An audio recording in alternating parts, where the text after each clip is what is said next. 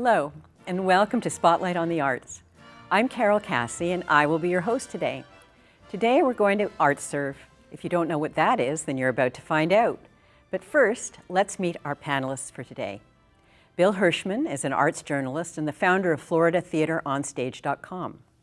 John Manzelli is an award-winning director, actor, and associate professor of theater at Barry University. And Sarah Rogers is an award-winning acting coach, teaching at Artserve in Fort Lauderdale. Our guest today is Craig Johnson, who is the executive director at Artserve. Welcome, Craig. Thank you so much. It's a pleasure to be here. So the first question, of course, is what is Artserve and who does Artserve serve?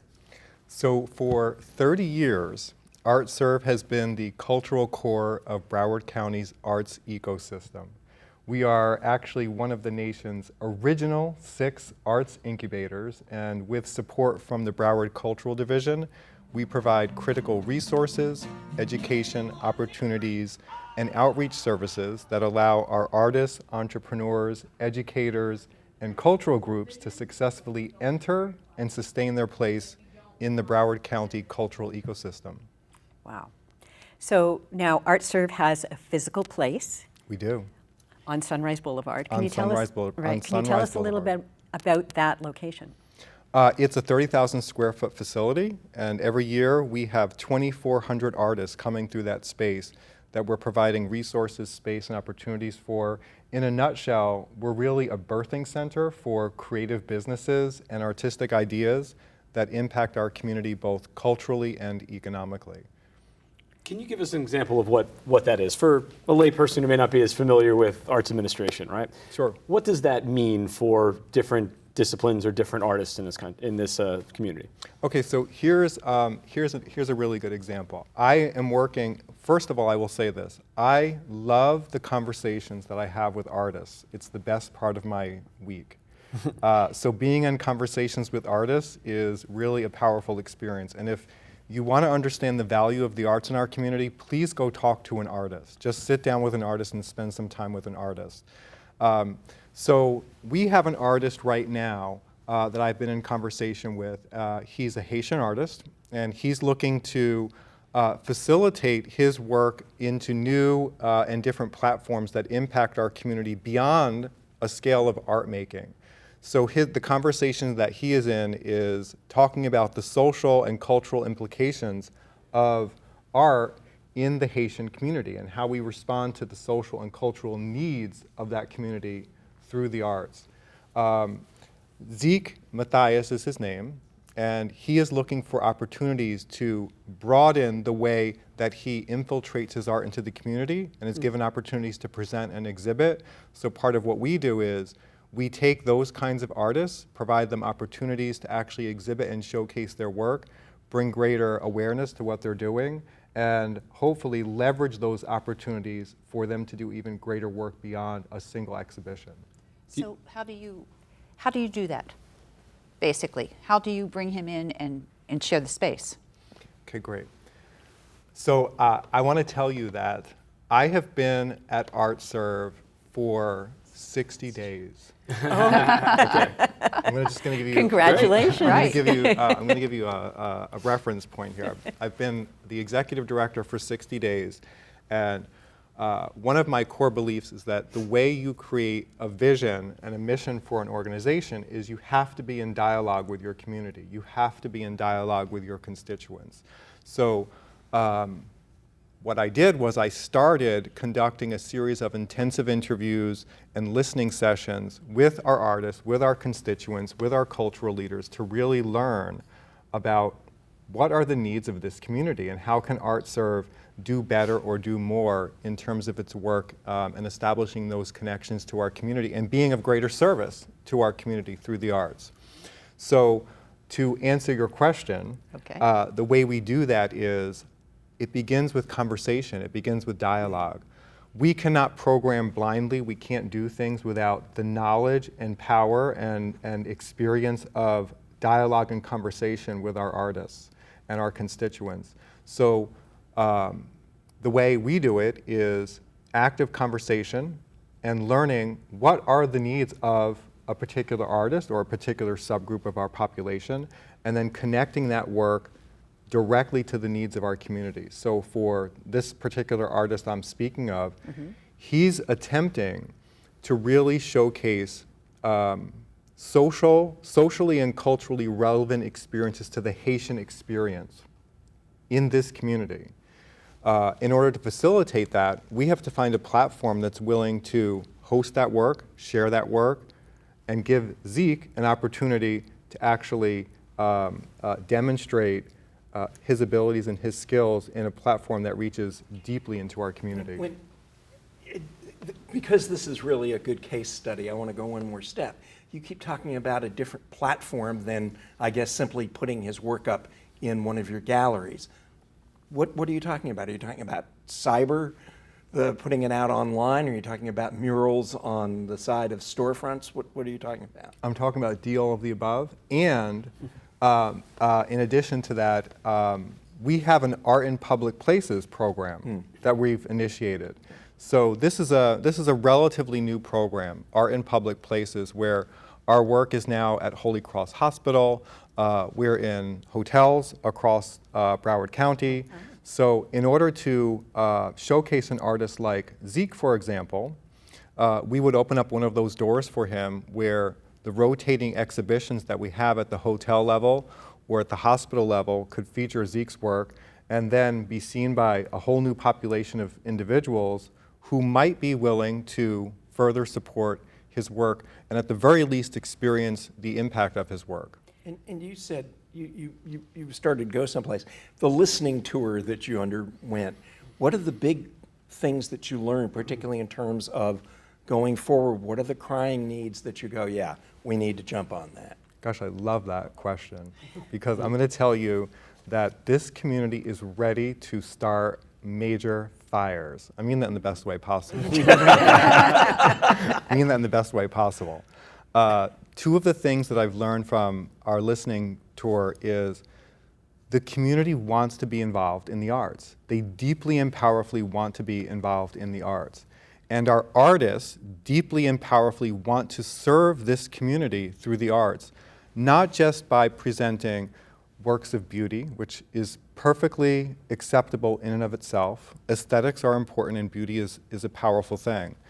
But there are so many artists in this community who want to leverage their work as an instrument for social change, reaching into areas of equity, inclusion, childhood education, health and human services. So when I talk about an artist like Zeke, for example, who wants to say something with his work about institutional racism or the ideals of freedom and what that means to a modern day black man, these are the types of topics that our artists want to be discussing, and these are the types of topics that our community wants to hear about. Is that where the Changemaker came to be? Okay, you're bringing up the Changemaker. 60 days, remember, I've been here. 60 days, right. That's right, 60 days. Okay, 60 days I've been here. I initiated what is called the Changemaker Circle in response to the dialogues that I've been having with our artists and our communities because I realized that we need more opportunities for connections to happen between our community and our artists. And by community, I'm including social service agents, I'm including entrepreneurs, I'm including corporate leaders. These are individuals that want to and see the power of the arts as an opportunity, or rather an instrument, to initiate social change. So the Changemaker Circle was launched. We had our first session last Friday. It was announced on NPR. We had 50 people show up, 25 brand new to the space who heard about it through the NPR clip, which tells us that we're correct, that there is a vibration in this community where community members and artists want to come together to do something big and powerful. So the premise behind the Changemaker Circle, it's a networking opportunity for artists, entrepreneurs, business leaders to come together in one space and actually create project work that will be used to create this higher vibration in our community through project-centered work. So some of the ideas that are on the table already are, how do we teach kindness in our public school systems? Can we teach kindness consciously in our public school systems to actually shift public school culture and ultimately reduce bullying and school violence? Yes, we can. Can we solve the homeless situation to a greater degree? Can we get better outcomes for our homeless population? Can we build job skills for our homeless population through the arts? Yes, we can. Can we shift the idea of inequity in our community through the arts? Yes, we can. So out of this changemaker circle are coming big ideas where an artist might collaborate with a social service worker, bringing together their skills. They pitch a project, and then Artserve, if that project is aligned with our mission and vision, in most cases they are, because these people are coming together for that purpose, we will leverage our expertise to actually get those projects funded. Remember, in this network, there's entrepreneurs, there's business leaders who are interested in funding these kinds of projects. It's kind of like a Shark Tank for the arts. Okay? Great analogy. I want to just read a quote that you had, because I think it was really fantastic. Yeah. You said, "Artists are simultaneously historians, awakeners, and agents of change." That's a beautiful quote. And I want to ask you, though, you talk about maybe some strategies to conceptualize and heighten the perceived value of art. How do you do that? Right? How do you get the perceived value of artists in our community to be raised? So the way you do that is, and I'll say this, that 60 days. 60 Got it. 60 days. That's not what I was like. But yes, 60 days. In my previous career, I also ran an incubation center, primarily focused on dance. So that organization was also deeply invested in the connection of arts and social change. And through that experience, what I've learned is that the way you heighten the perceived value of the arts is you have to connect that to the social and cultural needs of our community. You have to be responsive, you have to be in dialogue with the community, and you have to understand what the community is asking for. Look, the arts are a supercharger for getting results in multiple arenas that extend beyond the arts. They're a supercharger for childhood education. They're a supercharger for academics and health and wellness. Patients that have access to the arts in hospital settings, their hospital stays are statistically reduced. Is that right? That's a supercharging effect, Wow. right? And of course you can imagine what the economic effect is as well. That's just one example of many. So the way we heighten the perceived value of the arts is simply to connect it to the issues that matter. And fantastic. did you not say something about collecting the data and proving this to people at that meeting the other I day? am a scientist at heart. Okay. Okay, I am a scientist at heart. I graduated with a degree in biology. All right. This is going to sound really strange because why is this arts administrator talking about biology, right? But I am a scientist by nature. I went to medical school for 2 years. So I kind of have a knack for assimilating a large amount of information in a very limited amount of time, and I need the data. And my team will hear, I will say that all the time to my team, show me the data. Data is everything, and it's part of how we increase the perceived value of the arts, right? Here's the data. When I'm talking to a government official or a granting agency, I have to have real outcomes, right? I have to make my case. So part of our initiative at Artserve now is to make sure that we are doing the research and the work that's necessary to actually prove our case. Data is everything. I've got to say, only because that plays into something that, on the other hand, state legislatures, particularly Florida, but all across the country and in Washington, are given data, they're lobbied, the specific reasons why the arts are important beyond simply entertainment are given to them all the time, and yet arts funding is in terrible danger, particularly in education. Do you have any idea how you get over that hump? Okay, this is an age-old battle that we arts administrators fight every year. Right. I mean, this is not anything new. Every year, the funding gets cut. We have to go to battle to get the funding back. So It's a tiresome battle. I wish it were easier. But one way that we can combat that is to actually have the data to demonstrate our points. It may not happen at the highest level of government, but the way that it can happen is you go to your lower government officials, you prove your point, and you work up the ladder. You also have the opportunity to present your case to philanthropists. Philanthropists also need data. They need to understand that their investment is going to have real impact, and data is incredibly important.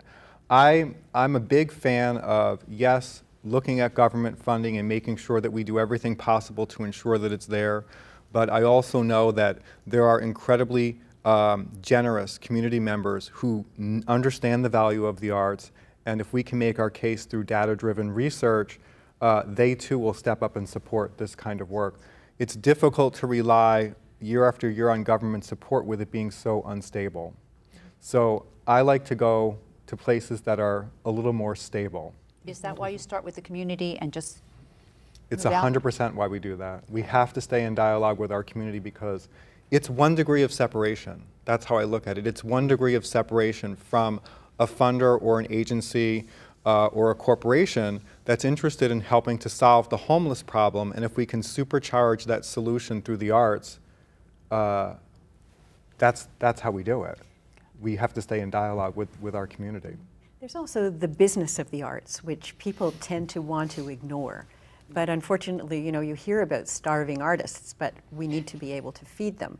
So when these artists come to you, they're looking obviously for support on many levels, and what you're doing is amazing. But what about the actual, real, I need to sell this piece of art? Do you help that way as well? I'd like to break down the mythology of the starving artist, okay? And the way that Artserve is responding to that is by breaking down silos, that you cannot maximize your journey in this life, be you an artist or any other industry professional, by acting in isolation. Great ideas, big visions, and results do not come out of isolation. They come in the context of community. So one of the biggest priorities for Artserve at this juncture is to actually build that community and create resources and networks that help to at least close the gap somewhat on what is the starving artist, so that an artist who's incredibly talented might be able to be connected through a mentor who can open up doors and networks that would allow us to make that trajectory to success in selling a little bit easier. I will also say that there's an incredible program that we run in collaboration with the Broward Cultural Division, which is the Artists as Entrepreneur Institute. It is an intensive seminar series that teaches emerging artists and professional artists how to access the business skills that are required to sell their work. And it's an incredibly powerful program. It's a gap filler. And I think it's a 4-week seminar series, and I know many artists who have come out of that with full-fledged business plans and incredible success in selling and marketing themselves. If I can just go backwards a little bit, because these support services sound amazing, the synergies you're trying to create. Going back to someone who maybe isn't as familiar with Artserve, they've driven past it 100 times on Sunrise Boulevard and they haven't been in the building. What kind of facility services do you offer different kinds of artists? What is the actual building? What kind of spaces? What kind of things do you have? Great. So Artserve is both a presentation center and an incubation center. Inside the space, there is a full gallery. There's an auditorium. There's 2 mini galleries. When I say mini, I don't mean like the size of this. I mean smaller galleries than the main exhibition space. And there are community classes taking place there. It's a full multidisciplinary experience when you walk into Artserve. So everything from dance, visual arts, performing arts take place under that space. In the vein of how we support artists grow their business, there is a residency program that we have at Artserve where an emerging artist in any field, dance, theater, you name it, can come into the space, rent a facility at a very low cost to actually launch, create, present work. We help them to market that and get the name out there. And there's also studio space in there that an artist can rent for long term to actually have their own studio space with their own business address. It's incredible. You even have little conference rooms. Yes. Things where you can do business and meet Yes. there. And little Yeah. offices. Yes. There's small offices Yes. back there. Posh Models is there.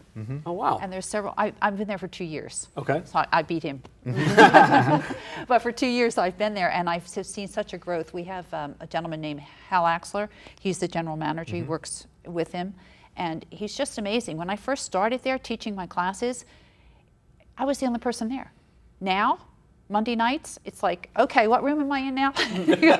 Right. So it's really wonderful for me to see that growth and be a part of that. I really love it. I really love the space. It's just an amazing, energistic, whatever the word is, space that you come into.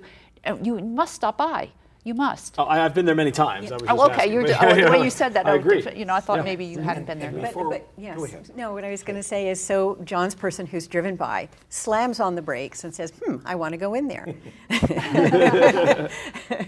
And people should. And people should. But how can I, who just slammed on the brakes and walked in and went, whoa, how can I as a viewer or a person just get involved? Or what would you want from me just coming in off the street? I definitely want you to slam those brakes. Okay, I definitely want you to slam those brakes and stop in. I have an open door policy, so at least for now, I have an open door policy. Remember, I'm here 60 days. I'm eager to meet everyone. Another 60 perhaps. No, and that's really just the way I've always run business. Is it's important to be in dialogue. But what I'd ask you to do is slam on the brakes, stop in, come meet me and an artist. I will tour you through the space so you can see all of the opportunities that are available for you to experience. But more practically, what I would say is come to an exhibition, come to an event. This August 22nd and August 31st, we have an exhibition. The first is a VIP experience. The second is a community experience where we're launching an exhibition that is entitled Home. It is our way of inviting the community back into Artserve under this new leadership and under our new vision.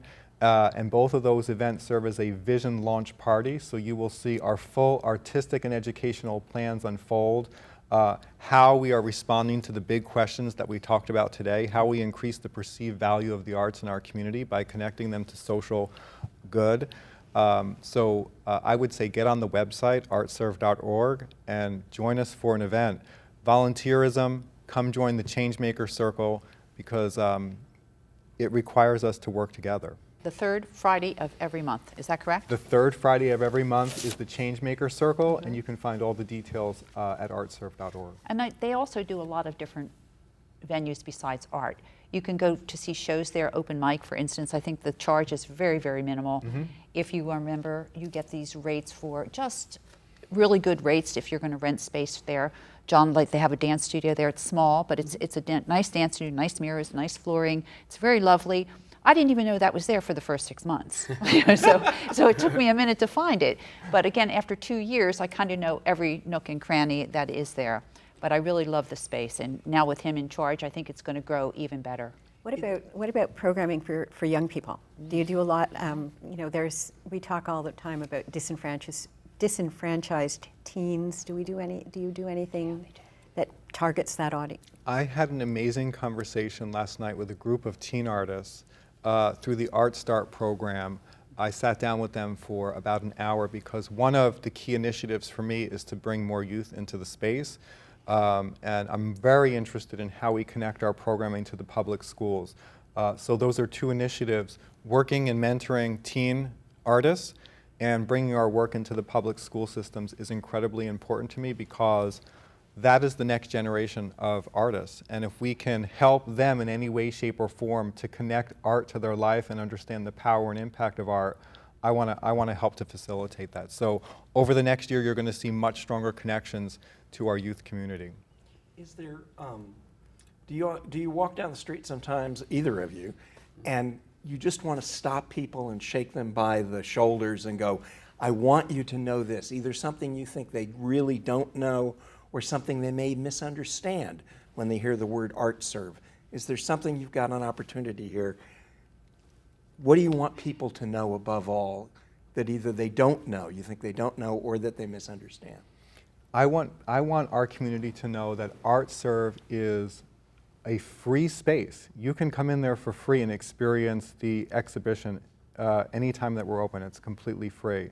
The second thing I want you to know is that there's a place for you at Artserve, that if you're a community member that's interested in the arts, or you think you're interested in the arts, or if you're an emerging artist, or if you think, hey, I'm not so creative, but I kind of sort of like art, there is a place for you at Artserve. We want our community to come and see Artserve as a connection center where artists and community members can be in dialogue with one another. The art space is a really cool space to have dialogues that you couldn't have anywhere else. So there is a place for you at Artserve, and I welcome every member of the community to participate. We have just 1 minute left. This has been fascinating. Your vision for, I mean, what you're telling us is terrific, but do you have a vision for 5 years down the road? Very quickly, in 1 minute. Artserve is going to be a creative laboratory where community and artists come together to initiate and launch incredibly powerful projects that impact our community socially, culturally, emotionally, in response to those direct needs. Thank you so much. I want to thank our panelists and our guests for being here with us today, and I want to thank you for watching. Spotlight on the Arts is a community program, so if you have any suggestions, we would love to hear them. You can email us at spotlightonthearts@browardschools.com, and please check out our favorite websites to see what's going on all over South Florida. These websites are floridatheateronstage.com and carolcassie.com. Thanks for watching, and make sure you tune in next week.